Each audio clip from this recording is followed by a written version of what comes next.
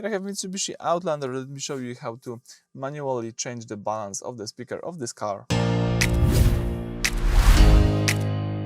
So at the very beginning, let's start by using the home screen. Now let's find here and select the settings button located at the upper right corner of the screen.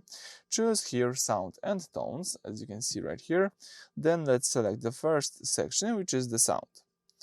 Then you've got your access to a few different sections. Scroll down, and as you can see, you can do this by two ways. You can change the listening position, and here you can use the driver, passenger, front, rear, all.